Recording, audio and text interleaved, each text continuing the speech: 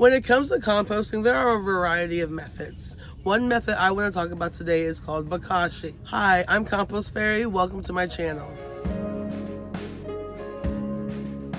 So just real quick before we get into the nitty gritty, I wanted to just say welcome to the new subscribers. Thank you for subscribing. I hope you find this channel to be a place of education, fun, and peace. I wanted to talk about Bokashi composting today. And so we're gonna just kind of get into it. I'm gonna show you what it looks like from start to finish, so you can kind of get a good idea on what it looks like and how that can be impactful or beneficial for you. Okay, so what exactly is Bokashi? It's a process of fermentation, essentially. It's technically not even necessarily composting, but it gets put in the compost circle because of the way that it breaks down and can add important nutrients to the soil.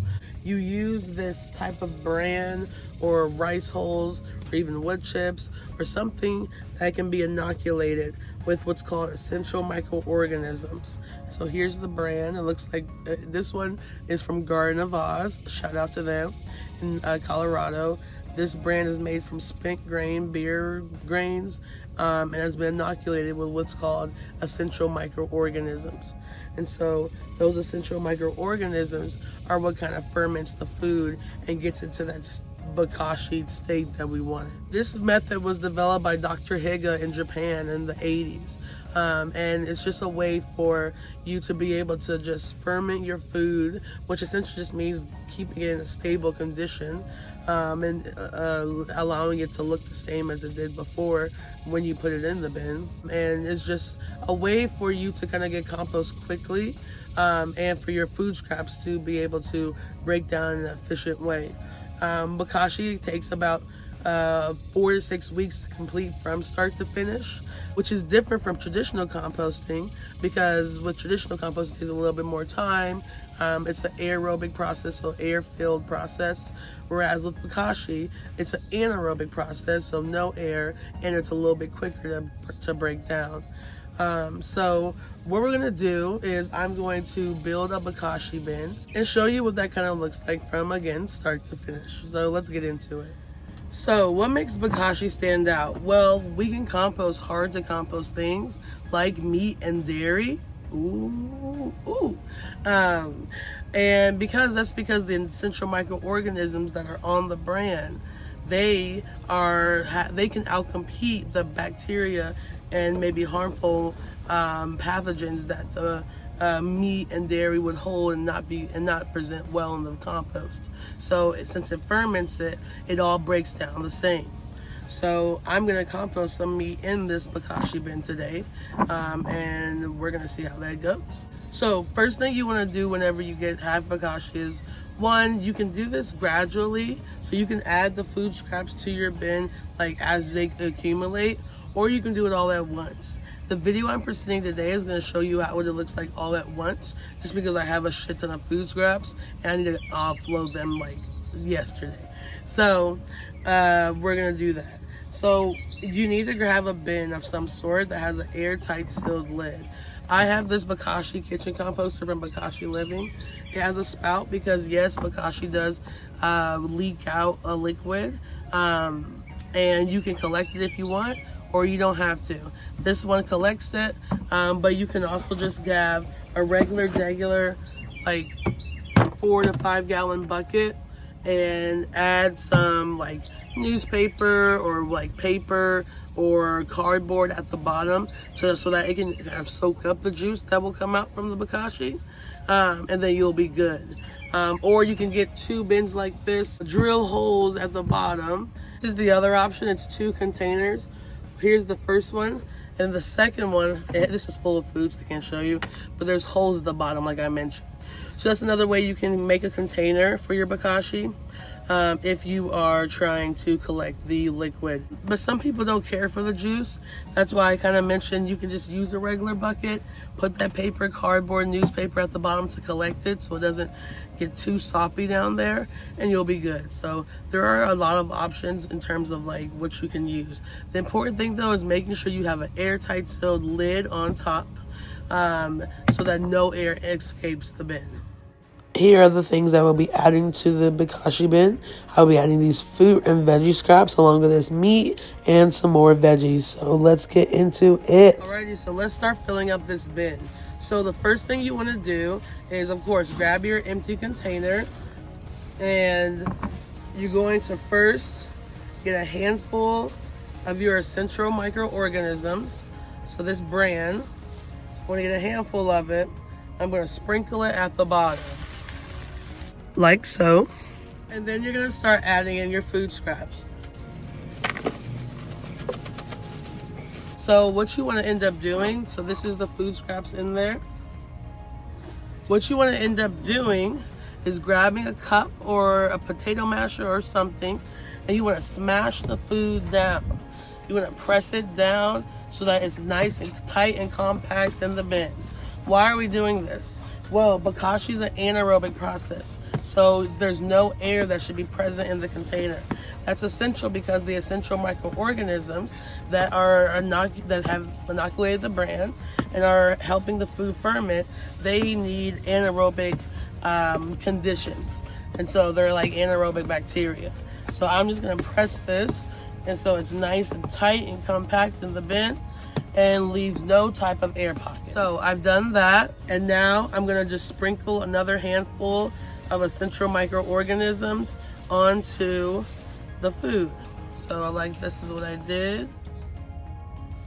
I just got like a little small handful. I'm kind of like a little bit more liberal with it. I grab a lot. But you don't really need that much. You just need like a little bit of a handful and throw it in there, especially if you're dealing with fruits and veggies. Now, I have some meat that I want to add. So I have this meat, bones and all, and so I'm going to go ahead and add it to the Bokashi bin. Now, one thing to mention is the smaller the pieces, the better. Just like regular composting, it just helps everything break down easier.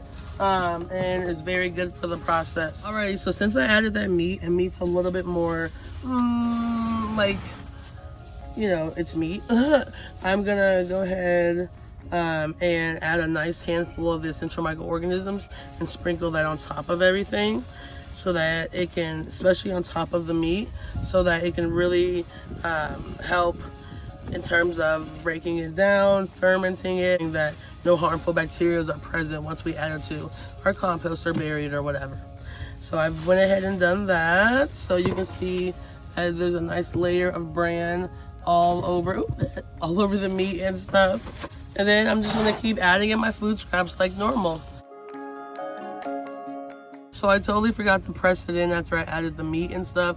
So sorry about that, but I'm gonna just really press it in again now because, again, anaerobic process. We don't want any air in the bin. I'm gonna get another handful of the EM and just sprinkle it on there. So I want to talk about like what foods we can exactly add. And with Bokashi, you can pretty much add all types of food. You can add your fruits and veggies. You can add cooked meat. You can add raw meat. You can add dairy. Anything that you eat, whether it be cooked food, takeout food, fruits and veggies, all meat, you can definitely add it to Bokashi. So it's nice, and it's a more like, it's kind of an inclusive type of composting because you can add way more and you don't have to throw so much stuff away. What essentially is going to happen is once we fill up this bin, we're going to add our last layer of essential microorganisms, and we're going to let it sit for 2 weeks. During that 2 weeks, that's when the fermentation process starts. And that's kind of when it starts just, you know, making the food scraps permeable to be composted later. And then a couple weeks later, it's all broken down. So like I said, it's a quick turnaround. It's a process that includes way more foods than just, you know, mainly fruits and veggies and breads, and it allows you to be able to compost those hard to compost things like meat and dairy. So it's a pretty cool process and really good for small spaces. This is going to be good because you just have it all contained in the bin, and it is just contained in that way. It sits inside. It doesn't have a smell. You can't smell it unless you open it, but even then, like, it won't linger too bad. Well, kind of depends on what you've been adding. So one thing you do want to avoid though is adding like moldy food. Just because there's a mold that kind of presents itself on top of the bokashi, and it's a white mold, and that's a good sign. The white mold means that the fermentation has been successful, and that you're on the right track.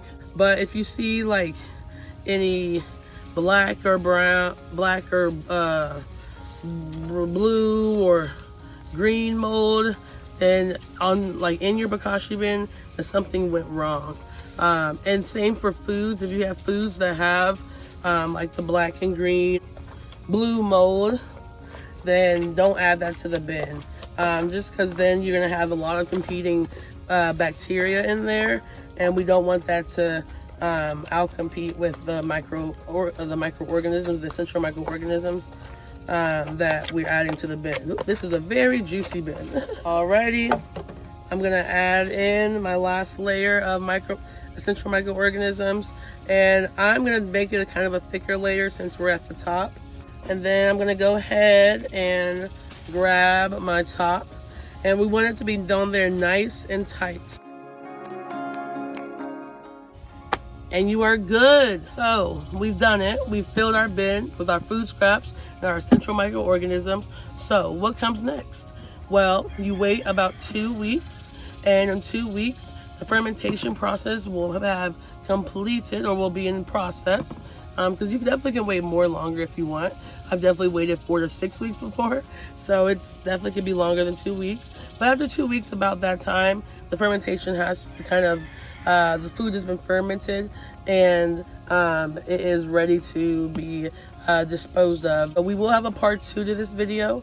Part 2 will show you how to dispose of your bokashi, what that looks like, and then it'll also show you what it looks like once everything has broken down. So what do we expect after 2 weeks? Well, let me show you. Here are 2 bins that have been fermenting for about 2 to 4 weeks now. They've been fermenting for a while, to be honest, but they've at least been fermenting for 2 weeks. So let's see what they're supposed to look like. Alrighty, so you see that fluffy white mold? That is a good sign. Fluffy white mold means that the fermentation process has been successful and the bokashi microbes have done their thing. So if you see that white mold and the smell is very like fermented. It doesn't stink or anything. It just smells like kind of what's in the bin, which is on these have been a lot of fruits and vegetables. So it just kind of smells like what's in them. But if you see that white mold and it has a nice fermented smell to it, then you know your bokashi bin has been successful. Alrighty, so we've talked a bit about bokashi. I've showed you how to fill your bin and showed you what it should look like after the 2 weeks. So stay tuned for part 2, where I will show you how we dispose of these bins. Please, please, please remember to subscribe, comment, like, and share. That really helps me out and also lets me know that you enjoy the content that you're seeing. So please do that. And then also stay tuned for part 2. And yeah, thank you for watching and happy composting.